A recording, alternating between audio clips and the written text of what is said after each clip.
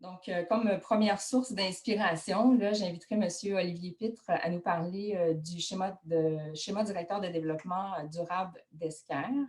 Donc, M. Pitre a été coordonnateur de 2009 à 2012 et directeur maintenant depuis 2012 de la Société de l'eau souterraine d'Abitibi-Témiscamingue, le CESAT. Il a aussi travaillé précédemment comme enseignant en biologie au Cégep d'Abitibi-Témiscamingue et au Collège de Bois-de-Boulogne.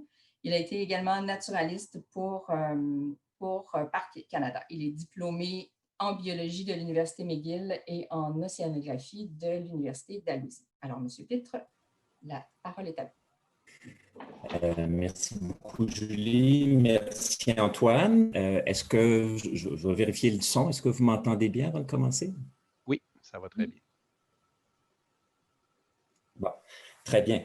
Alors, je tiens à remercier le regroupement des OBV du Québec pour l'invitation de ce matin. Ça faisait un certain nombre d'années qu'on en discutait avec Antoine, que je vienne vous rencontrer. Il fallait que ça tombe une année de pandémie. Mais ceci étant dit, je suis très heureux d'être là aujourd'hui. J'avais hâte. Je suis content aussi que vous ayez réorganisé ce colloque-là une deuxième puis une troisième fois. J'aurais été trop déçu si ça avait été annulé. Le sujet, moi, c'est un sujet qui me passionne. J'ai une relation un peu obsessive-compulsive avec mon travail. Quelqu'un qui aurait une bonne santé mentale aurait démissionné depuis le temps. Moi, je suis encore là, c'est ça, c'est ma 11e année à la Société de l'eau souterraine parce que c'est ça, c'est le plus beau travail de toute l'Abitibi-Témiscamingue. Donc, on m'a demandé ce matin de venir vous présenter un cas appliqué où on a intégré des connaissances sur l'eau souterraine. Et là, je vais élargir, là, pas juste dans le cadre de gestion, mais dans l'aménagement, dans l'utilisation, et puis pas juste de l'eau, mais des ressources et du territoire. L'eau est un sujet très transversal et il y a un paquet d'affaires qui vont avoir un impact sur cette ressource-là. Donc, c'est une question qui est très vieille. Je ne veux pas faire un historique officiel, aucun statut officiel, ni moi ni la Société de l'eau souterraine, mais un historique personnel, disons plutôt, quand j'ai commencé à la CESAT, l'UQAT, était une des 5 universités qui étaient récipiendaires d'un PACES de première génération. Ça a commencé en 2008. Et déjà, quand le programme PACES a été imaginé, on commençait à se poser cette question-là, comment rentabiliser les données qui vont être générées, comment les mettre en valeur. Ce qui était prévu dans la première version du programme, c'était qu'en fait, la 3e année des projets PACES serait employée par les universités pour faire le transfert elles-mêmes. Donc là, le test du réel est arrivé et puis les hydrogéologues qui ont mené ces premiers projets-là se sont rendus compte qu'ils en avaient plein les bottines juste à faire de l'hydrogéologie, de l'acquisition de connaissances. Et quand la première génération de PACES s'est terminée en 2012, donc les universités n'avaient pas fait ce transfert-là. À ce moment-là, nous autres, on a un de nos OBV en Abitibi-Témiscamingue qui avait un projet PACES complété sur son territoire et qui ne s'est pas saisi des données. À ce jour, moi, ça reste un gros point d'interrogation, un mystère. Pourquoi cet OBV-là ne s'est pas saisi de ces données-là? Il semble qu'il n'ait pas été le seul à ne pas le faire. Je ne peux pas poser de diagnostic en dehors de nos limites régionales, mais pour nous, ça a été une erreur très importante. En parallèle, cette même année-là, en 2012, les universités PACES qui continuaient à se poser cette question-là ont donné donc naissance au Réseau québécois de l'eau souterraine. C'était au 80e colloque de l'ACFAS. Et au départ, le RQS, c'était un organisme para-universitaire et il était doté d'un seul mandat. De ce mandat-là, c'était de faire le transfert des connaissances PACES. En 2014, quand les OBV 2.0 ont remis leur PDE, donc cet OBV-là, l'OBV Abitibi-Jamésie qu'on avait chez nous, qui n'avait pas intégré les connaissances PACES et puis pas plus de connaissances d'eau souterraine, ni auprès de l'université, ni auprès de nous, des MRC. Il y avait des informations aussi à l'Agence de la santé qui étaient disponibles. Ce PDE-là, donc, a été publié avec, pour nous, un gros manque. Il y avait un énorme chapitre qui manquait. Et dans les mois qui ont suivi, il a reçu sa signature du ministre Hortel, comme les 40 autres. Alors, ce jour-là, pour la CESAT et puis pour moi personnellement, les 38 autres PDE qu'on n'avait pas lus sont devenus suspects. Et c'est une journée, je vous dirais aussi, où moi personnellement, j'ai perdu une grande dose de confiance dans l'État. Puis je vais être spécifique ici, là, pas le ministère de l'Environnement dans son ensemble. On a des contacts réguliers avec la direction régionale, mais avec le volet politique du ministère de l'Environnement. Et donc, on est resté avec ce manque-là pendant les premières années. Et puis en 2018, il y a 2 ans, on était encore une fois à l'ACFAS pour le colloque annuel du RQES et la même question qui se pose aujourd'hui au BVQ s'est posée avec le RQES, qui était comment on met en valeur ces connaissances PACES-là. Donc, la question, elle est très vieille, elle demeure. Notre réponse à nous, à la Société de l'eau souterraine, elle demeure la même. C'est, puis je l'ai mis dans le titre de ma présentation parce que je veux vraiment vendre le punch de ma présentation tout de suite, c'est l'enracinement local et durable pour nous, qui est la clé la plus importante du succès. Ça a été la clé la plus importante du succès dans notre cas pour le projet qu'on va présenter aujourd'hui. Mais je pense que c'est aussi la clé du succès pour le rôle potentiel que le réseau des 40 OBV peut jouer sur cette question-là. Pour la présentation d'aujourd'hui, je vais brièvement présenter la CESAT et les vedettes de la région, les Esquerres et Moraines de l'Abitibi-Témiscamingue.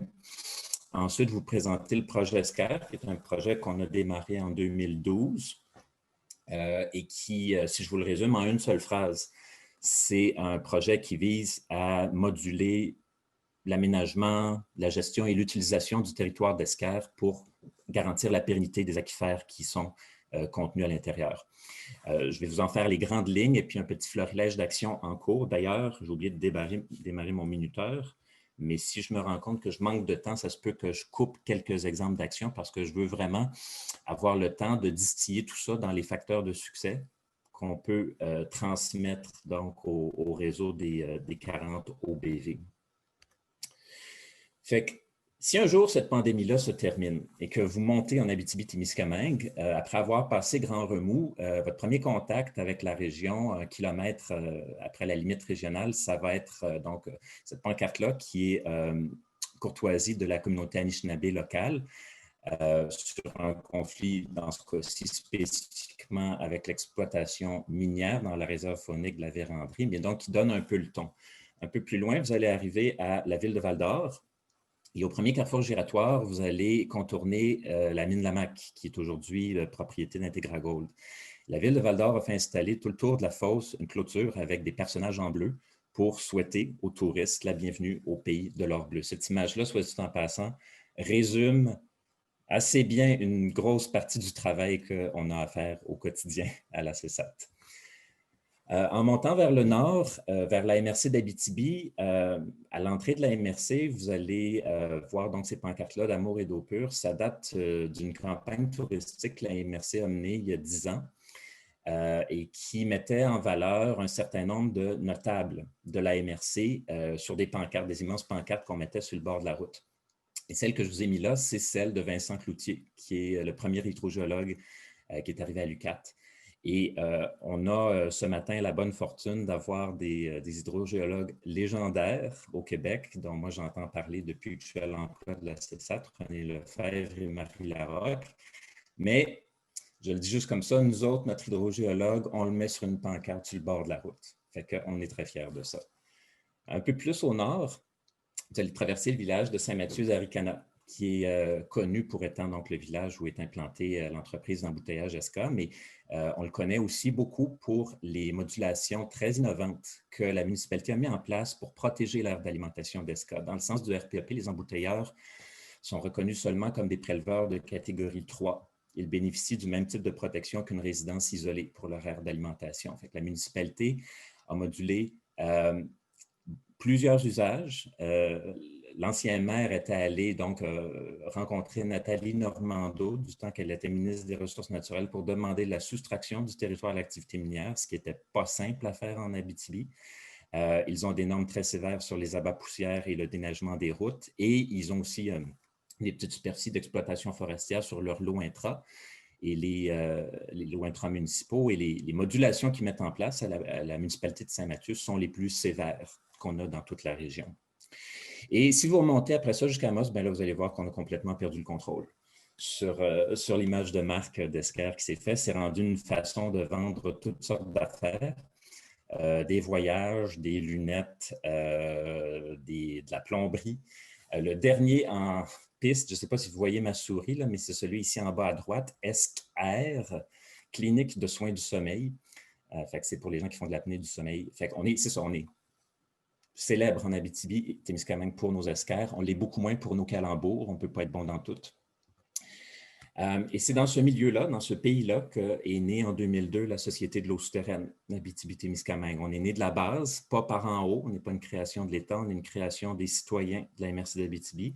On s'est régionalisé en 2007 pour devenir un organisme régional. Et notre mission, donc, vous voyez, je vais juste y aller avec le verbe d'action, c'est une action d'influence. C'est le seul pouvoir qu'on a, un pouvoir d'influence. Le fait, donc, qu'on soit redevable seulement à nos membres et aux partenaires financiers avec lesquels on a des projets, ça nous donne une très grande liberté professionnelle. On peut se virer sur une scène, plancher sur ce qui nous intéresse.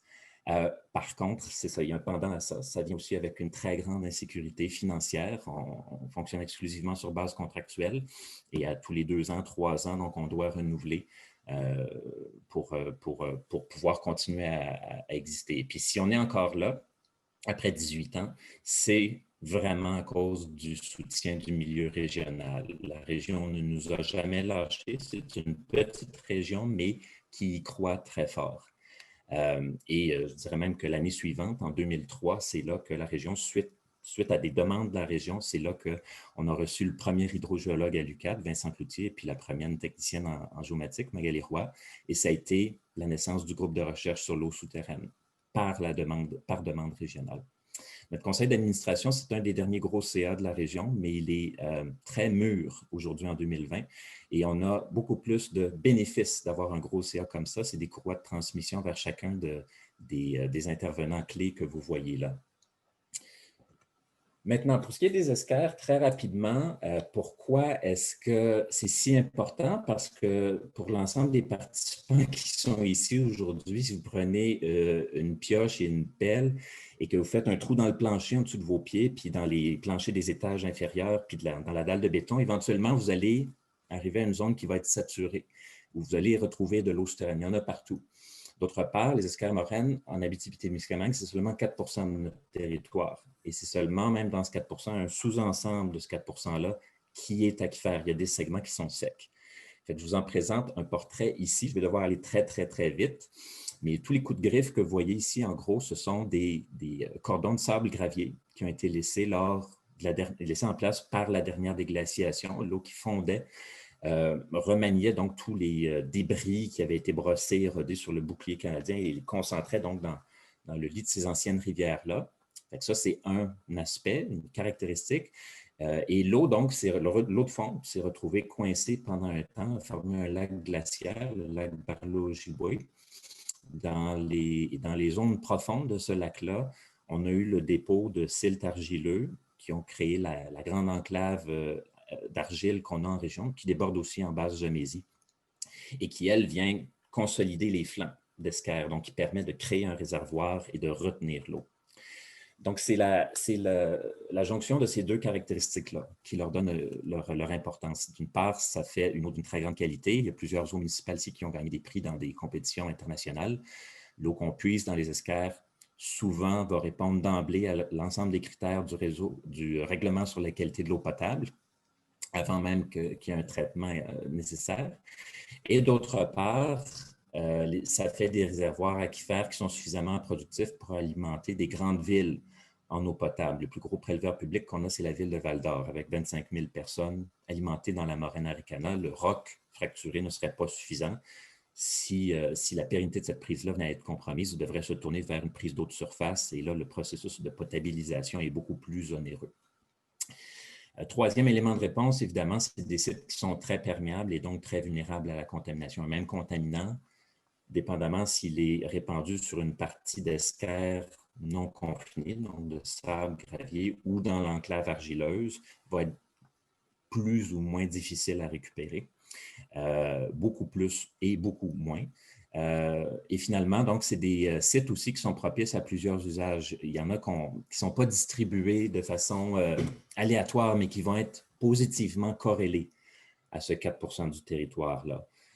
Donc, le réseau routier régional, les chemins forestiers, les chantiers forestiers d'été, la villégiature, les aéroports, les anciens dépôts en tranchées, et les sablières, puis évidemment donc les prises d'eau potable de plus de 20 personnes, tout ça est très fortement corrélé à ça et ça engendre des conflits d'usage. Donc, c'est pour ça, à cause de ce très grand potentiel-là et des conflits d'usage, qu'en 2012, la CESAT a démarré son projet ESCAR. Bon, là, la séquence ici devrait être assez familière. Ça ressemble beaucoup au cycle de vie d'un PDA. Il y a quelques petites différences que je vais souligner. En 2012, on a commencé par créer un comité de travail qui était spécifiquement attitré à ce projet-là. C'était des spécialistes, encore une fois, soit aménagistes, gestionnaires ou utilisateurs du territoire d'ESCAR, un comité qui varie au fil du temps entre 10 et 15 personnes. On a commencé par élaborer notre portrait, notre diagnostic, donc même chose qu'un PDA. Là, ici, on a un petit ajout, par contre, c'est que pour chaque enjeu de notre diagnostic, on a couplé un objectif générationnel, donc une cible qu'on se donne dans 30 ans. Qu'est-ce qu'on veut que cet enjeu-là soit devenu dans 30 ans?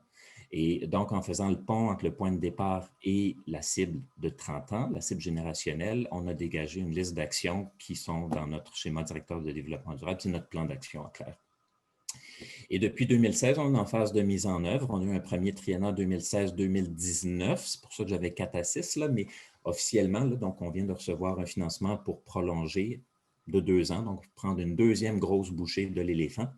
Je ne peux malheureusement pas divulguer la source de ce financement-là. Ça fait 6 mois que notre entente de financement est signée, mais le ministère responsable du programme n'a pas encore fait son annonce officielle, sa conférence de presse. Donc, je dois garder le secret.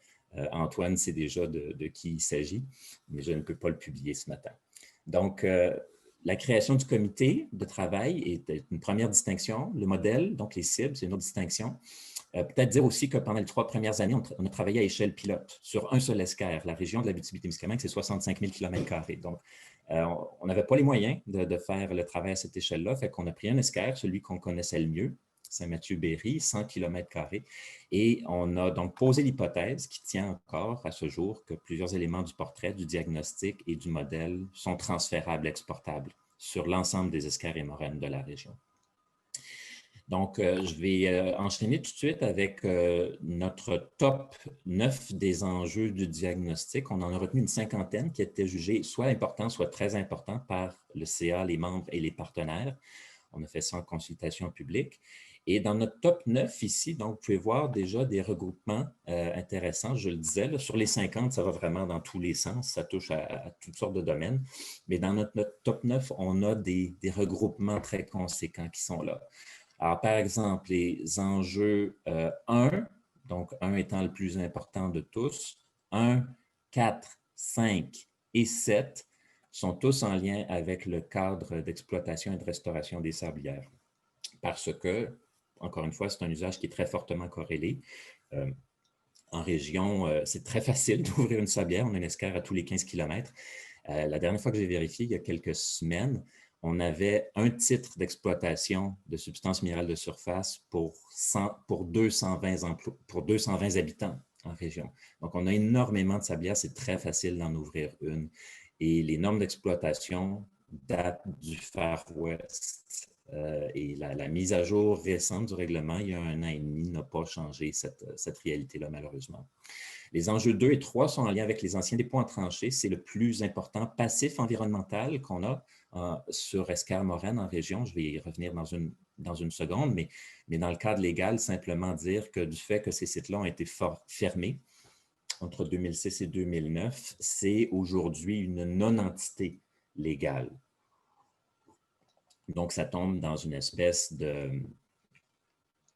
un peu comme dans des limbes où personne n'est responsable de ces sites-là.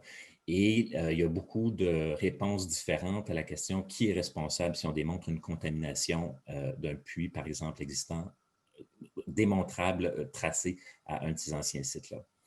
Et puis finalement, nous autres, c'est ça, notre équipe de l'UQAT en acquisition de connaissances depuis 2015 qui ont fini leur PACES, on ne les laisse pas se reposer.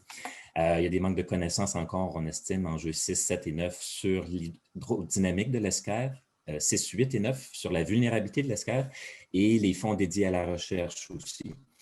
Donc, puis je vais enchaîner tout de suite donc avec certaines sélections d'actions, mais il faut comprendre que ce plan d'action-là, c'est vraiment comme un PDA. Ce n'est pas des actions juste pour la CESAT, c'est des actions pour le territoire Esquermes-Moraine.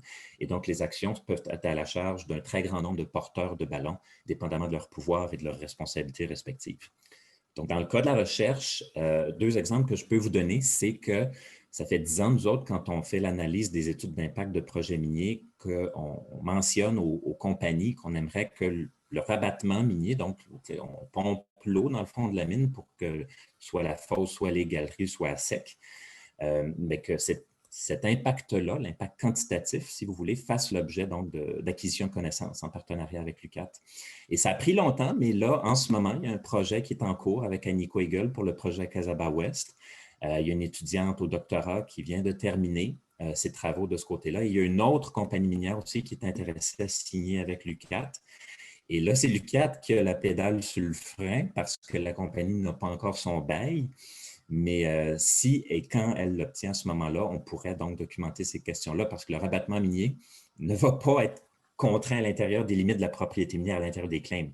Typiquement, il va déborder, il va toucher des aquifères de surface comme des esquerres, il va toucher des milieux humides qui peuvent assécher, il va toucher très souvent aussi des puits de voisins qui existent déjà. Il peut y avoir une baisse de productivité, une baisse du niveau, mais aussi le fait qu'on assèche une portion de ce puits-là, ça change les conditions du potentiel redox et ça peut changer la géochimie de l'eau qui est captée par ce puits-là. Donc, toutes ces questions-là ne sont pas abordées par le cadre légal. On n'en est pas encore là. On n'en est même pas à faire des propositions de gouvernance à la CESAT là-dessus. On est à l'étape 1, ça nous prend plus de connaissances, ça prend de l'acquisition de connaissances, de la recherche. Deuxième exemple que je donne ici, c'est l'échantillonnage de puits en aval de dépôts en tranchée. Ça, c'est un projet qui est en cours depuis, encore une fois, un autre usage qui est fortement corrélé. Du temps de l'ancien règlement sur les déchets solides, la philosophie pour la gestion de matières résiduelles au Québec, c'était comme partout en Amérique du Nord, de trouver des milieux qui étaient poreux pour faire un genre de filtration naturelle du lixivia. Et donc, la conséquence en Abitibi-Témiscamingue, c'est que les 3/4 de nos anciens dépôts en tranchée sont dans notre 4 % de territoire d'Esquermes-Moraine, sont sur nos meilleurs aquifères. Donc, depuis 10 ans, on a répertorié l'information sur ces sites-là et on les a hiérarchisés du plus préoccupant au moins préoccupant en termes de potentiel de contamination de prise d'eau existante. Et on est en train, là, cet automne, avec les 2 OBV de la région, on a eu et aussi le Conseil régional de l'environnement, on a eu un projet donc, où on peut faire de l'échantillonnage. Pour vous donner une idée, moi, c'est quelque chose qui me gardait réveillé la nuit. Là. Vendredi passé, on était dans une école d'Abitibi-Ouest qui a sa prise d'eau dans le même segment d'Esquerre que l'ancien dépôt en tranchée, qui se trouve à moins de 500 mètres. Et étant donné que c'est une petite école, un petit nombre de personnes, en vertu du RQEP, règlement sur la qualité de l'eau potable, il y a seulement un nombre limité de paramètres qui sont tenus d'échantillonner. Nous autres, dans cet effort-là qu'on fait, c'est le tableau périodique au complet qui y passe. On a 123 paramètres, ça fait des échantillons qui coûtent la peau des fesses. Il faut faire très attention à ne pas se tromper dans nos manips quand on est là. Mais donc, on est en train de faire ça. Ensuite, au niveau du transfert de connaissances, là, je vais passer rapidement. Peut-être mentionner, donc c'est ça, un protocole d'échange d'informations. Je mentionnais tantôt qu'ESCA était sur la municipalité de Saint-Mathieu, mais jusqu'il y a 2 ans, il y avait très peu d'informations entre la compagnie et la municipalité. ESCA, donc, c'est ça, connaissait donc le polygone de son aire d'alimentation, l'avait fait mettre à jour récemment et Saint-Mathieu, elle, devait donc quotidiennement concéder ou refuser des droits d'utilisation du territoire qui touchaient à cette aire d'alimentation-là. Je mentionnais la foresterie tantôt aussi, c'est un autre exemple. Et l'information ne circulait pas. Il n'y avait pas d'échange d'informations entre les deux. Donc, on a rencontré les deux, puis depuis 2 ans, il y a un protocole d'échange d'informations qui s'est installé. Ils ont une rencontre annuelle où ils vont faire cette mise à jour-là sur l'étude hydrogéologique d'ESCA, sur les débits autorisés à son autorisation ministérielle et du côté de la municipalité sur donc, les aménagements du territoire qui s'en viennent. Deuxième point, et ça, je suis très heureux d'en parler ici, je mentionnais en introduction, c'est ça qu'en 2014, l'OBVAJ donc avait fortement négligé le volet eau souterraine. La situation a évolué. Il y a des gens qui ont changé de position et puis il y a des nouvelles personnes qui sont arrivées au CA, il y a des nouvelles personnes qui sont arrivées à la direction générale et il y a 2 ans, donc on a pu se mettre d'accord sur ce constat commun-là, qu'il y avait une grosse déficience et on est présentement à contrat avec l'OBVAJ pour faire cette mise à niveau-là. Donc, ça, c'est quelque chose dont je suis très, très, très heureux. Et puis, ça a été rendu possible, je vous dirais, spécifiquement à cause des individus qui ont été en poste. L'OBV n'a pas changé, les directives du ministère n'ont pas changé, mais sous l'ancienne direction, je tiens à saluer donc la direction de Omar Daouda quand il était là et Luc Bossé actuellement. C'est des gens qui ont ouvert les œillères puis qui ont entendu de la région que c'était important que leur PDE ait un volet eau souterraine. Donc, chapeau et merci. Donc, on est en train de corriger cette situation-là. Ensuite de ça, peut-être mentionner que dans le cadre légal, ce matin, le 20 octobre 2020, il y a dans l'ensemble du cadre légal du Québec, il y a une seule mention du mot esquerre. C'est dans la loi sur les mines, à l'article 304, c'est quelque chose qui est là depuis l'entrée en vigueur de la nouvelle loi en décembre 2013. Ouais. À partir, dès 2009, dès qu'on était en commission parlementaire sur les projets de loi de modification à la loi sur les mines, on avait demandé au ministère des Ressources naturelles, au ministère de l'Environnement de préciser ce libellé-là, les esquerres présentant un potentiel en eau potable. Ça finit par être donc dans la version finale de la loi. L'article 304, en gros, c'est la liste des territoires que le ministre de l'Énergie et des Ressources naturelles, dans ce cas-ci, le ministre Julien, peut soustraire à l'activité minière pour des motifs d'intérêt public. Fait que les esquerres présentant un potentiel en eau potable sont là. Et suite à ces échanges-là avec ces deux ministères-là, donc nous autres, on a produit des fichiers formes de ces territoires-là qu'on a transmis à l'Association d'exploration minière, vous n'étiez pas contents, mais aussi au MRC, puis aux municipalités. Donc, demain, après-demain, l'an prochain, dans 10 ans, une municipalité va pouvoir écrire au ministre des Ressources naturelles et demander donc, par exemple, soustraction d'une portion d'esquerre sur son territoire pour un motif d'intérêt public. Le règlement sur le prélèvement des eaux et leur protection, je vais en parler très brièvement parce qu'il y a beaucoup de gens qui sont ici aujourd'hui qui m'ont déjà entendu parler de ça et qui sont tannés de m'entendre parler. C'est quelque chose qui m'inquiète beaucoup, l'échéance du 31 mars 2021. Il y a plusieurs facteurs de risque, je trouve, qui sont en jeu. J'ai eu l'occasion d'en discuter avec Antoine au moment de l'entrée en vigueur du RPEP. Il y a 6 ans, l'ancien règlement, le règlement sur les captages des eaux souterraines, prévoyait aussi des barrières multiples, l'établissement du polygone de l'aire d'alimentation, une caractérisation drastique. Tout ça était prévu, mais le RPEP est rentré en vigueur sans qu'on ait fait le bilan de la conformité des municipalités à l'ancien règlement. Donc, en 2014, on n'a pas fait ce bilan-là. On n'avait aucune idée de est-ce que les municipalités avaient fait la job ou pas, puis si oui, est-ce que c'était bien fait. Donc, pour moi, c'est vraiment une boîte à surprise qu'on va ouvrir à partir d'avril prochain.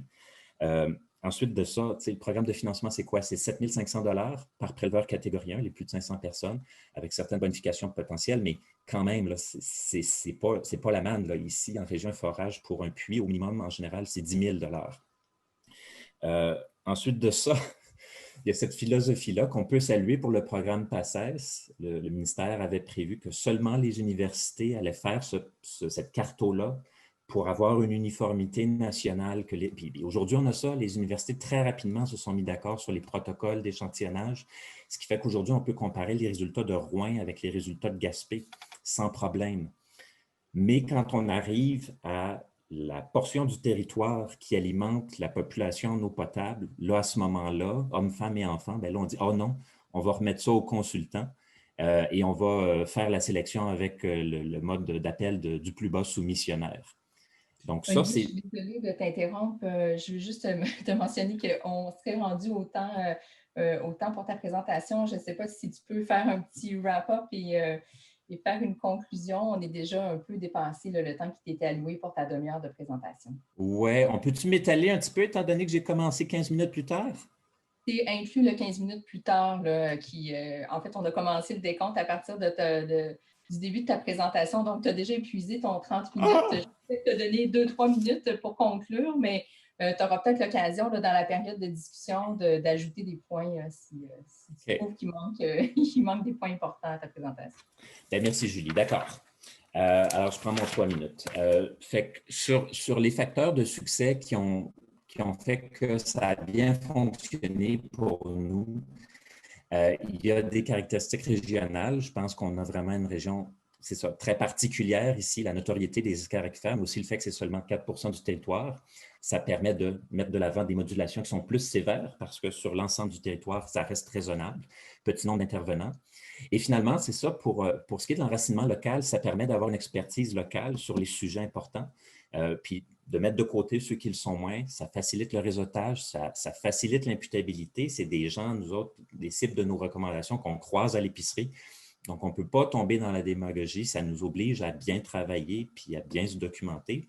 Et finalement, la pérennité de l'organisme porteur, pour nous, c'est ça, ça permet de planifier sur le long terme. Monsieur le ministre y faisait référence juste avant. Ça permet aussi de saisir des fenêtres d'opportunité. On a tous eu l'expérience de faire un super plan annuel, puis un mois après, il arrive une consultation réglementaire ou une mine qui publie son étude d'impact. Et là, si on n'avait pas prévu ça, il faut se revirer de bord. Fait que, si j'ai bien fait ma job aujourd'hui, à un moment donné ou à un autre, toutes les personnes qui ont entendu cette présentation-là devraient s'être dit « Ouais, ça ressemble beaucoup, le travail que fait la CESAT, à un travail d'OBV. » Et c'est exactement ça.